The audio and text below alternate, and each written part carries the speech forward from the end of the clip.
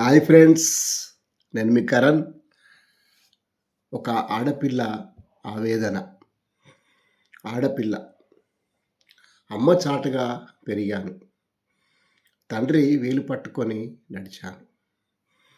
పెరిగాక పెద్ద మనిషి అయ్యాక చాటుమాటుగా పెరిగాను. స్నేహితులతో గడిపాను.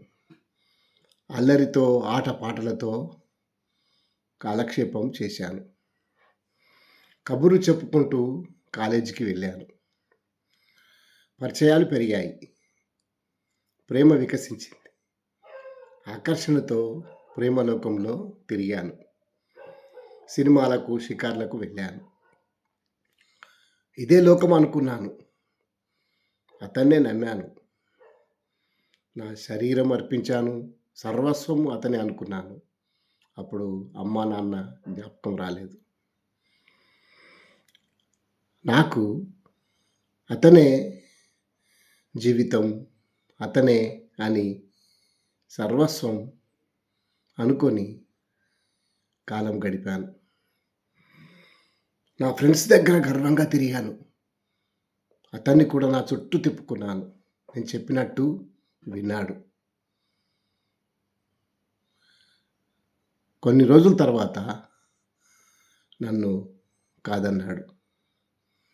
నేను వెక్కి వెక్కి ఏడ్చాను. నా తల దిండులో పెట్టుకొని కన్నీరు కార్చాను. ఎందుకంటే ఆడపిల్లను గనక ఎవరికి చెప్పుకోలేను. అమ్మ ఒడిలో పడుకొని గట్టిగా ఏడవాలనుంది. నాన్నను గుండెలకు హత్తుకొని చేసిన తప్పును చెప్పాలని ఉంది. కానీ చెప్పలేకపోయాను. ఎందుకంటే ఆడపిల్లను గనుక. ఇప్పుడు నన్ను కాదన్నాడు, నా పరిస్థితి ఏమిటి అని బాగా ఏడ్చాను. నన్ను వాడుకొని వదిలేశాడు అనుకున్నాను. తెలుసుకున్నాను.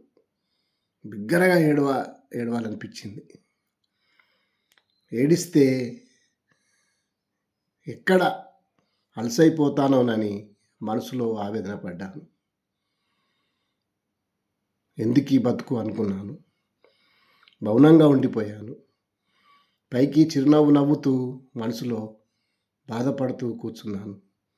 ఎందుకంటే ఆడపిల్లను గనక.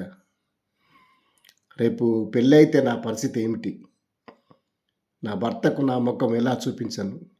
నా శరీరం ఎలా అర్పించను? మౌనంగా నాలో నేను మదనపడ్డాను. నా భర్తతో కాపురం ఎలా చేయను? కళ్ళు మూసుకొని చేయాలి. తప్పదు. జీవితం. పిల్లలు పుట్టాక పిల్లలతో ఇవన్నీ మర్చిపోయి సంతోషంతో గడపాలనుకుంటున్నాను. ఎందుకు ఆడపిల్లను గనక.